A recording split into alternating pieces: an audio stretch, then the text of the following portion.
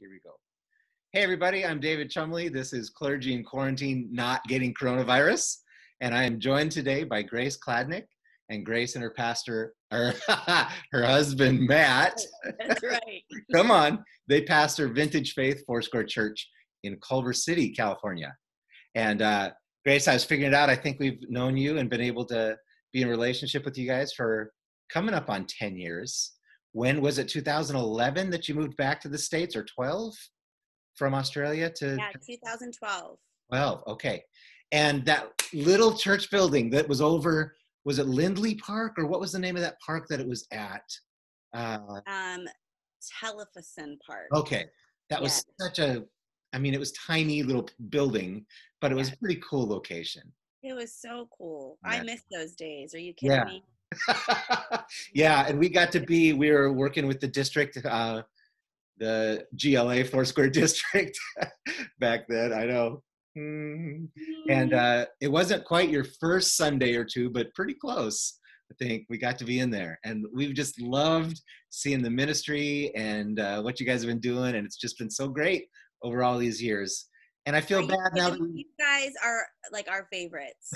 Don't tell anyone. I hope no one sees this. You are our favorite. Well, yeah, nobody sees it, so we're okay.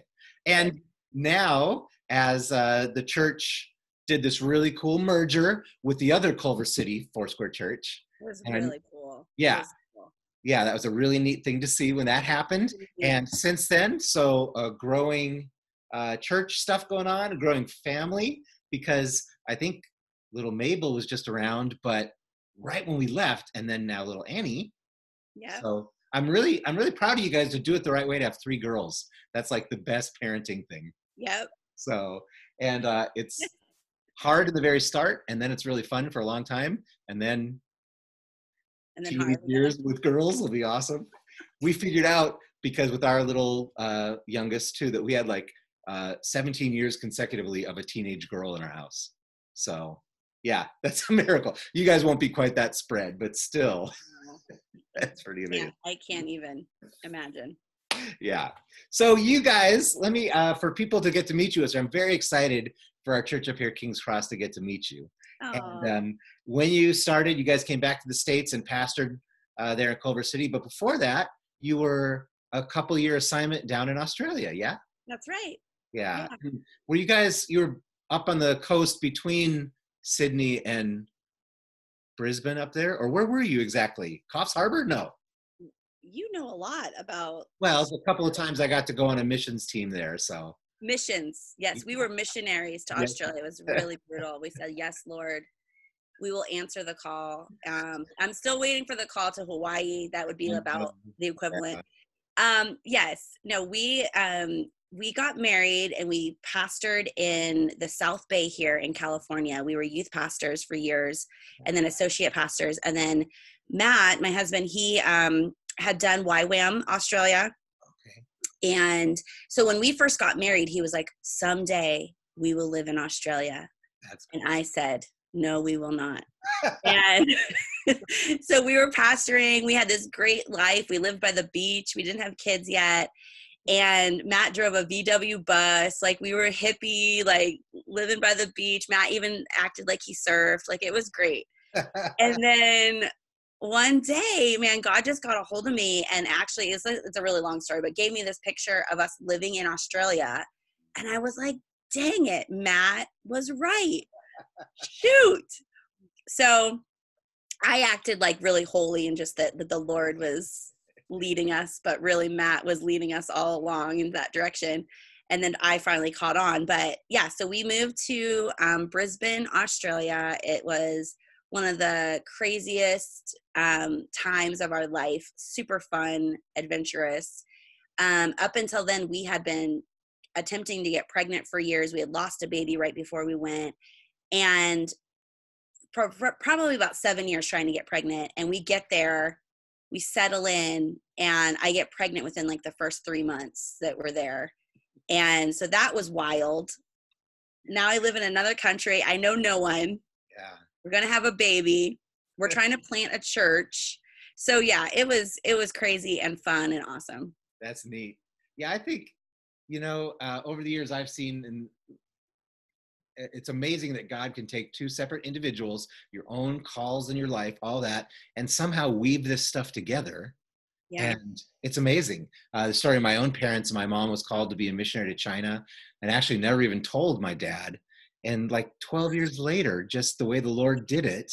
And it's cool because it's never really just about one or the other too. Somehow it gets to be this fulfilling thing. So yeah, well, this is a word to anyone in Bible college right now. Like have like a ministry prenup. Like there should be some disclosures that happen. Right. Like if you've had China on your heart, come Put it on, out there. Grandma, you need to let somebody know that. Like that needs to be the ministry prenup. Yeah, that's true, because God will dovetail it in somehow. Like, so yeah. There's the word for the morning. Go find that spouse that really is called to Tahiti and really is called to. Just make an announcement. Put that on your Tinder account. Do you feel called? Swipe right. So, Or left. I don't know where you're swiping, but swipe if you want to be a servant of the Lord with me in Tahiti. Amen. Wow. Okay. So someone's going to see that and start something and be very rich in a few years. Well, they should call us and let us know. Because we aren't rich. We are in ministry and we need to. So that person, the new Christian ministry Tinder app maker, needs to come to Vintage Faith Foursquare Church. Praise the Lord. Bring him. Yes, Lord. Hey, so everything I see, I think LA here was the first, well, maybe the Bay Area, but among the first real lockdown stuff and the more intense. So does it just feel weird looking outside the house or going around? Is it, because here in Fresno, everything's pretty sedate. But how is it down it's crazy because the 405 is always gridlocked, crazy. Yeah. We had to get on the 405 the other day to go run an errand. And what would normally take us probably 30 minutes to get where we're going, we were there in 10. Oh, wow. And that was nuts. Like, It's pretty crazy to see how empty things are.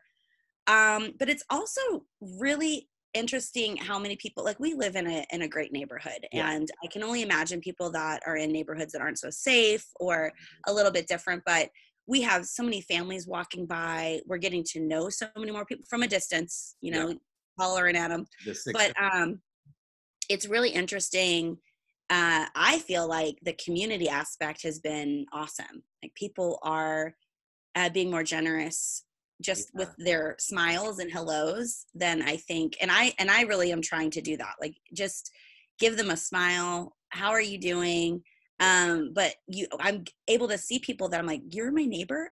You have kids. Where have you been? Well, we've all been working and doing life and so busy. And so it's kind of one of those beautiful things too, that we're seeing around here. That's really neat. It's interesting to think in churches. I mean, we try so hard to generate community. We try so hard within our walls, to be honest, and with our set programs. And I think over the years, church life, we've honed it to a really fine skill. And then all it takes is 10 days worth of not having that. And you're like, look, people, live around us. And actually we can somehow get to meet them that way. That's amazing. You know what? I think this is the best thing. Like, and I say that, not flippantly, because I know we're in this is, and we might have even worse days ahead of us, but I think this could be the best thing to happen to the church. Yeah. Because we have been so comfortable with our programs and our buildings, and this is causing us to really go, first of all, has that ever even worked? Yeah. We thought we were cutting edge with our Easter program. Right. And now that you don't get to have the opener with your dancers and the spoken word. Yeah, no. Like, you know what I mean? Like, we thought we were so slick handing out Easter eggs and doing our thing. And now it's just causing us to go like, what does the city really need? And they're not looking for the cool Easter egg hunt right now. They're looking for some hope and some real community, some real power of God's stuff. And I think it's the best thing to happen to us. That's cool. That's a really encouraging thing for people watching and to hear too, because it can get scary and they're defaulting back and forth between, I just think we need to hear more and more and more. Yeah, God is not stymied by this time, or his people shouldn't be daunted. We really can live for Jesus. You can do that. Now more than ever. Yeah. Yeah. Well, the amazing thing too is one of the great things that I love about Vintage Faith Church too is you guys have always had this heart. There's always been a huge level of community interaction, even from the very start with the thrift store starting up, and that was pretty amazing. Is your guy Brian still working as a manager of that, or is he one of the guys that helped you So start that? But we we love Brian Lucas, man, that family. We sent them to Spain. They are in oh, Spain right now as missionaries, oh, and so they are on cool. total lockdown there. I mean, they have completely we were just on the phone with him. Matt was on the phone with him yesterday, and they'll arrest you if you leave the house. So Wow. they are in the thick of it, man. Like, I'm like, what a time to be sent, right? Like, Yeah. they are just Wow. so yeah, so they're in Spain as missionaries. They're killing it. They're doing an amazing job. And then we have Emma Hall, who's our new manager at Love the City Thrift Store, and she's amazing. Her team is amazing.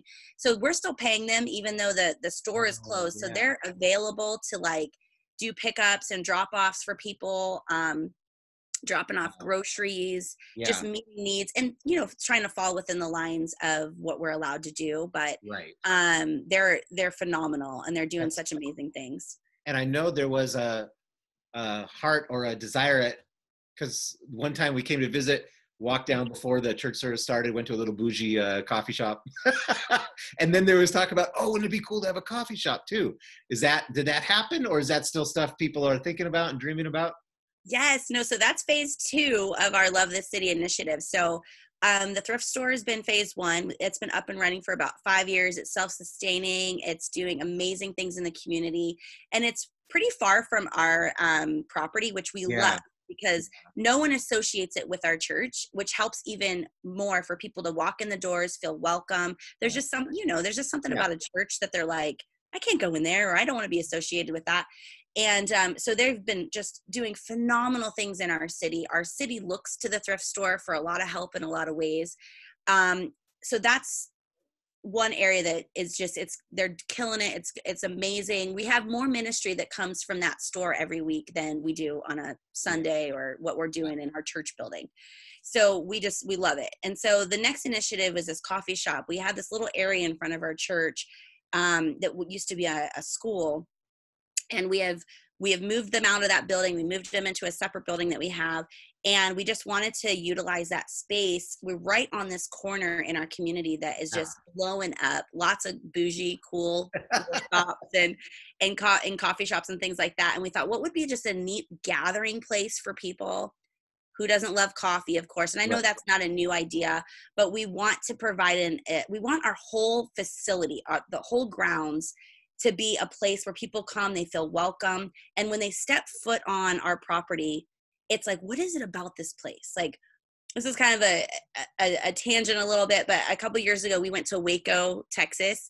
And what was Waco known for years ago? Well, like that crazy cult, right? Yeah. And that thing that happened. And now it's known for Joanna and Chip Gaines, who are killing it and doing amazing things. And they remodeled these silos that are there. And so I was like, Matt, for my birthday, I want to go to Waco, Texas. He's like, are you kidding me? What drew me to Waco, Texas was the community aspect that these people are doing. There's a little bakery, there's a coffee shop now, there's a store. And when I set foot on that ground, I began crying. Yeah. I was like, there's such a sense of community here and the love of God. And I'm like, that's what I want to bring to Los Angeles. And that's been on our heart since the Australia days, was how can we truly love our city? And so we're just looking at our whole building. We hate the fact that a big, large percentage of our building sits vacant all week long, and we get to come in and do a Sunday thing, and then we leave and nobody goes in that room for another week. That drives us bananas. And we're like, how can we use our building and our facility to meet the needs of our community truly with no strings attached? You do not need to come to our church on a Sunday, but you can use our space to have a dance class and an art class. And now this coffee shop area is going to be, and it's going to be in an Airstream camper, which is super cool. Oh, cool. That way we can always like link it up and go off and bring it to the park or do whatever we want to do for outreach, or and just, it's going to be an indoor outdoor space, a super cool like kids area for kids to play, and parents to grab their coffee and let their kids be safe while they do things. And we're going to have activities for the community, open mic nights and sing-alongs with kids and art and all the kind of fun stuff. So that's phase 2. We're in it right now, where it takes a lot to get all the permits and all that kind of stuff, but we are full steam ahead heading that direction. So we're really excited. Cool. That's great. Hauling it around reminds me of like the In-N-Out cookout trailer when people take that to spots, and it's always the highlight of everything. In-N-Out. Come on, why are you bringing that up? It's only 8:30 a.m. and I'm like. Well, their drive-throughs open at 10:30. It is? Good, yeah. Wait, I have a quick question. This is a serious poll that you should put on up there. Okay. Are you a Five Guys or In-N-Out? Oh, In-N-Out. Oh, come on. Oh, like, okay. You said that confidently. Yeah. That's not really a good question. Oh. But that's just the level of my In-N-Out, right? I don't know. You might lose some followers with that one. I would be okay if that's the case, if they're choosing along those lines. Back in the day, gosh, when was it? When we were youth pastors up in Winters, and the bivocational job I had took a little funding cut, so I started working In-N-Out at night during that time also. So yeah, the cult of that goes pretty deep with me. Okay. All right, you know all the secret menu things. Okay. Yeah, it's pretty cool. So I wanted to ask too, as a mom during this time, and with, again, 3 girls is the best, it's also very challenging. So are you doing okay? Are you making it through with that? Polly, Mabel's not old enough to be in school, is she? Is she like kindergarten or so, or no? So Polly is 2nd grade. She's 8. I have Mabel, who's 3. She was taking a couple preschool classes. Okay. So a couple days a week, I had a couple hours. And then Annie, of course, is 10 months old. So she's. Yeah. So it's schooling type stuff for Polly and then playing with the other ones. But yes. A lot of work. Yeah, it's been rough. Yeah. Shout out to the mamas and the daddas out there trying to make it happen, especially with these little kids. And, and with the girls, it's just a lot of drama. I don't know. It's a lot of drama. Oh. A lot of emotions. And drama? No. Emotions. It's funny. Mabel fell off the couch. This isn't funny, but it's kind of funny. She fell off the couch the other day and she hit her head. And immediately she had like one of those goose eggs. But like, I have girls. They cry about their feelings. They don't jump off things and hurt themselves. Like I can handle like some tears and emotion. This, I was like, oh my gosh. And Matt wasn't home.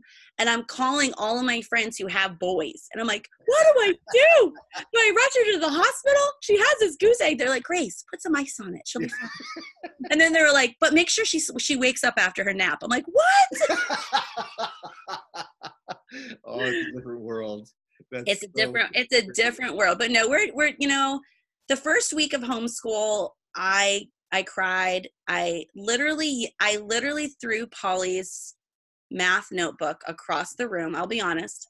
I went right up to her. She had asked me too many questions about why Mabel, the 3-year-old, isn't doing more schoolwork. Because I said, Mabel, the 3-year-old, watches Frozen 2. That's what she does for her schoolwork. I'm sorry, honey, that it doesn't make sense. It's not equitable. She asked me for about the 20th time, why do I have to do this? And I grabbed that math notebook and I flung it so far across the room. Not proud of it, but it happened. And Polly, my 8-year-old sassy girl, looks at me and she goes, wow. And I said, Mommy's going to take a timeout. So that's how quarantine's going with us with kids. Oh my God. Mommy takes lots of timeouts. Yeah, well, that's smart. That's good. By timeout, I mean I cry in the closet. I lock myself in the closet and I cry and I eat chocolate. Yeah. Okay. All right. Well, that's good encouragement. I want all the other moms, to know that that's an okay thing. And when you're with chocolate and closet time, just raise one for your homie Grace. Do the best you can, Mom. Yeah, that's right. King's Cross, we have pour one out for your homie. Yeah, we got a number of moms, little kids, and we're praying for them. And yeah, it's important to know everyone's in it together, and not to feel that weird pressure too. Sometimes, even right now in social media, you got well-meaning people, and they're talking about all the curriculum stuff they're doing, and that's great, and that's wonderful to be encouraged, but not to have the pressure of, oh, you got to live up to this, and all of a sudden you're now super teacher at home. So, and here's the thing too: all the kids are in the same boat. Like, my kiddo was struggling a little bit with reading, and I was like, oh no, I'm like, every kid is home right now struggling with something. Yeah. And we got to let the pressure come off. And because honestly, that first week was so brutal. And I said, I just can't continue to do this, because my kiddo, what they're going to remember is not that they figured out that math problem. They're going to they're going to remember mom was so stressed out. The anxiety was there. They're going to pick up on it. They're going to be anxious. And so at the end of the day, it's going to be okay. We're going to be all right. And when we go back to school, all the teachers are going to understand. We're going to be in that re-entry phase, I think, where we're all going to be, this is just a game changer. So we're all in it together. Yeah. And some people honestly are so awesome at homeschooling. There's some moms that's your jam. Like, you're good at it. I am not good at it. And it pulls on every insecurity that I have. It pulls on these anger things that, like, just things from a childhood that I was like, I didn't feel smart. And now here I am trying to teach a kid, and it pulls that up. Right. And I have to deal with that. It's not my kid's fault. It's me. And so if you have a therapist that will get on the phone with you, I highly recommend it. If you have a girlfriend that you can call that will just pray with you and laugh with you about this and not make you feel like you're a complete loser, but they just say, yeah, I get it. Yep. I threw the math book. I threw the kid across the room. You threw the math book. I threw the kid. And you'll feel so much better. Yeah. Well, like I said, that's a good thing to hear, the encouragement, and people that are getting to meet you this way that don't know you. And yeah, they're going to either think I'm crazy or. Well, no, it's going to be encouraging, Grace. And I hope that they remember that. And like when they're going through that time, know that other people are also, and we're in it together, praying for each other. And that's right. Thing. Thanks for coming on and talking to me. I really appreciate it. I just, how we're setting these up is with the church, King's Cross, and anybody that would connect in. We want to meet people that we love, and we want them to know other pastors and extend that kind of network of ministry stuff, people that they could meet. So cool. Yeah, I love what you're doing. This is awesome. Hello to your church and everyone watching. You guys are amazing. Thanks, Grace. Okay, I'm going to pray for you, and then we will be done for our morning, okay? Yeah. Let's pray.